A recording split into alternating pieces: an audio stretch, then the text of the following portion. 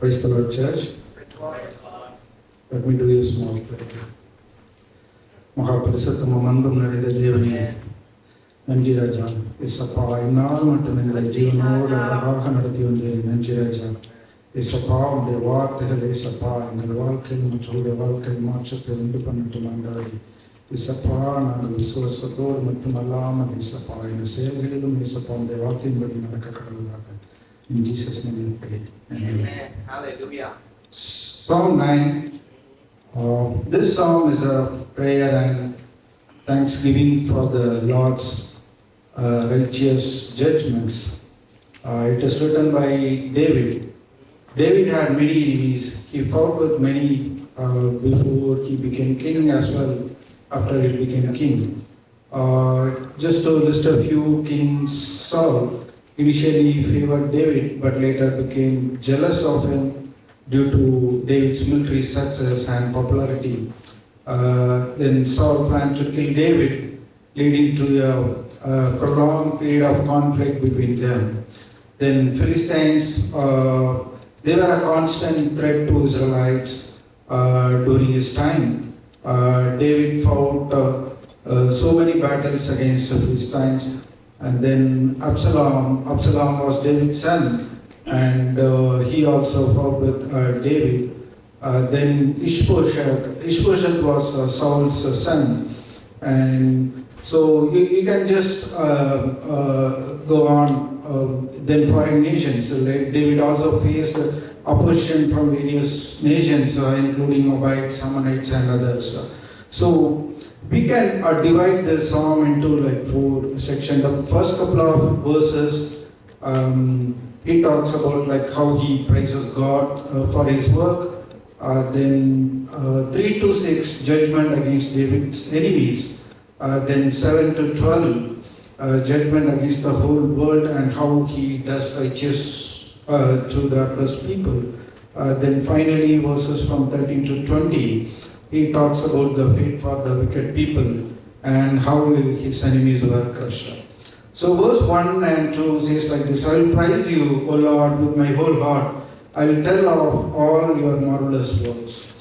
I will be glad and rejoice in you. I will make music to your name, O Most High. So David recognized that God was worthy of praise with whole heart. We don't praise God with our lips very much. So if we do so, we praise Him half-heartedly. So we should always praise God with all our heart. So God has done so many marvelous things in David's life. He wants to praise God by saying all marvelous things done. So this is the best way to tell the truth about our true God to others. You all know Jesus has done wonderful things in our life. So we knew that, but sometimes we hide or we shy to tell these beautiful things to others. So testimonies are the best way to tell about Jesus to unbelievers. And I'll be glad and rejoice in you. David here described another way to praise God. This is simply to keep your mind at rest and celebrate the goodness and kindness of God. Here David also praises God by singing praise to the name of God. This is to honor and celebrate the character and nature of God. So recognizing Him as the Most High. So in Tamil, you'll say like, Unnadamana Devanukku Stotram. I remember like I used to watch one of the program in YouTube. So people used to, after the initial prayer, there will be a section for the testimonies. When I hear those testimonies, it is amazing. I heard testimonies like one of the guy, he addicted to alcohol for more than 50 years. Can you imagine? But once he and his family, he was not able to come out of it. Okay, once he and his family started praying, God gave a complete deliverance. So that is the amazing God, our God. And verse 3 to 6, we can see all verses below for the reason why he is praising God. God saved him from his enemies and also destroyed his enemies. So he is praising God for celebrating the victory against God. So some researchers are like telling this was written after the victory against Goliath, or he would have written this after the victory against his enemy. As we saw, he had so many enemies throughout his life. Like David, we also face many situations in the form of sickness.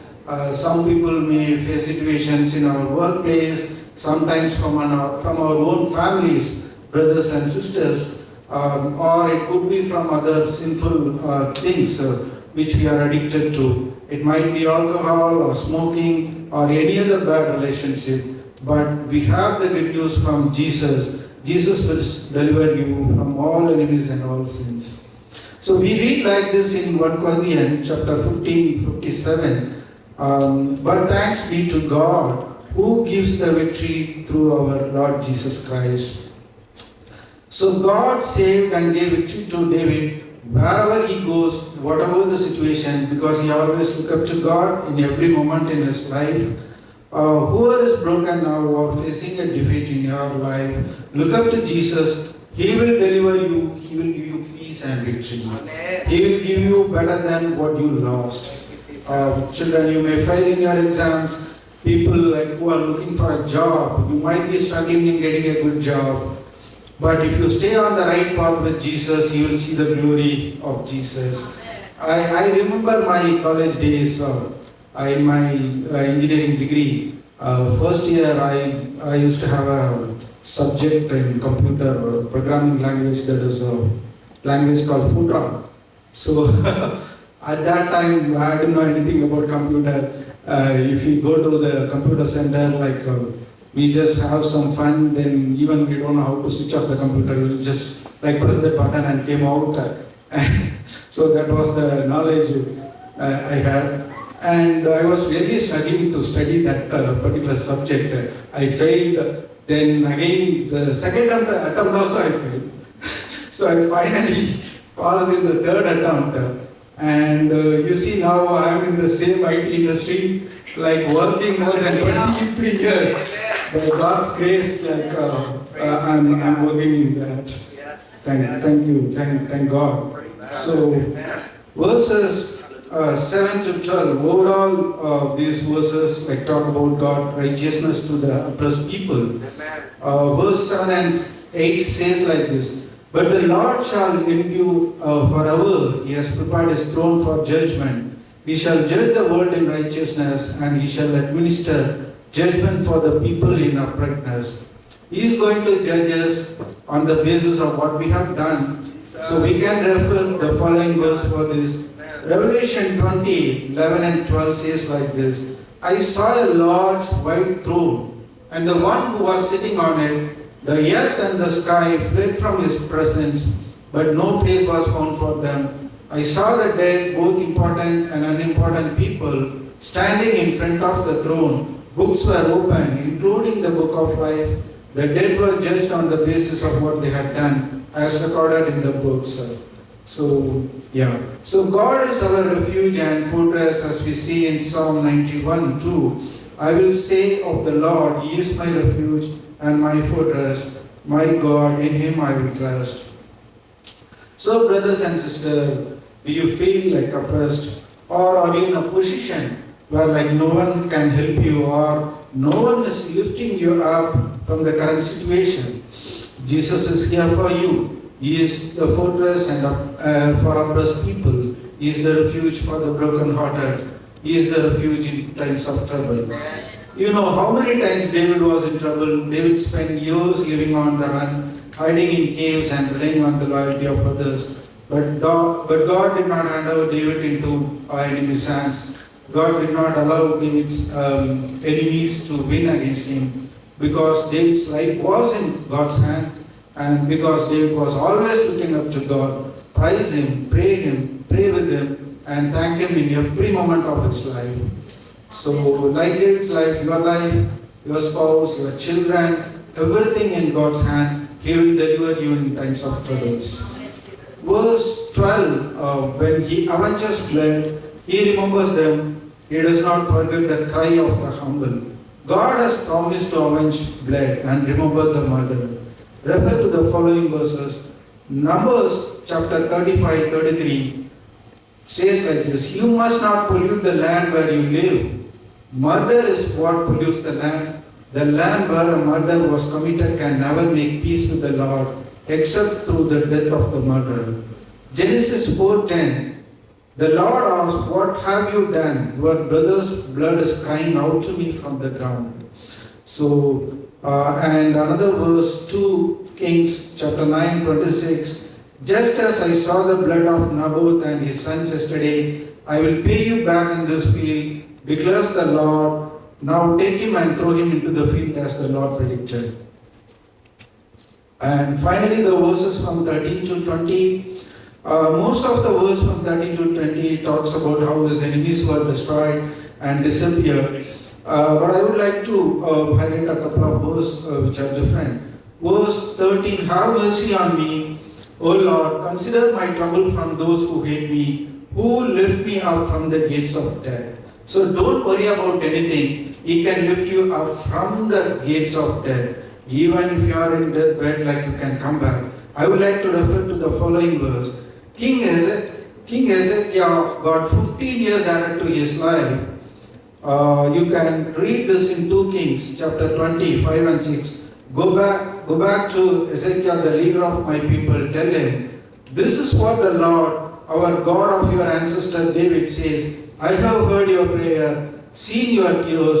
I will heal you. 3 days from now, you will get out of bed and go to the temple of God. I will add 15 years to your life, and I will rescue and this city from the king of Assyria. I will defend the city for my own honor and for the sake of my servant David. So the next verse I would like to highlight, verse 17. The wicked shall be turned into hell, and all the nations that forget God. We all know what is the judgment for the wicked in God's kingdom. I would like to refer a verse for this. Malachi chapter 4 verse 1. For behold, the day is coming, burning like an oven, and all the proud, yes, all who do wickedly will be stubble. And the day that is coming shall set them ablaze, says the Lord of hosts, who will leave them neither root nor branch. And verse 18. It talks about the needy people. From the perception of the needy and poor, they may be for a time feel forgotten, yet the good God promises that they will not always feel this way. Their hope will not forever be disappointed. I would like to refer a couple of verses for this. Matthew chapter 5:10 says like this: Blessed are those who are persecuted for doing what God approves of. The kingdom of heaven belongs to them. And James chapter 2 verse 5 says like this: Listen, my beloved brethren, has God not chosen the poor of this world to be rich in faith and heirs of the kingdom which he promised to those who love him? In verse 19 and 20, David talks about how the men and nations should put God first. God's judgment would teach the nation their proper place before God. Many times men and nation think they are more powerful due to the knowledge or the wisdom they have. Nations like America and Russia, maybe they have powerful weapons which can destroy any nation in the world. But if they do not walk in God's path, follow righteousness, God will punish. I would like to conclude with one verse. David's prayer about nations and man can be referred to the below verse. Daniel 2:21 says like this: He changes times and periods of history. He removes kings and establishes them. He gives wisdom to those who are wise. Hallelujah. And knowledge to those who have insight. May God bless this verse. Thank you, Jesus. Thank you, Jesus.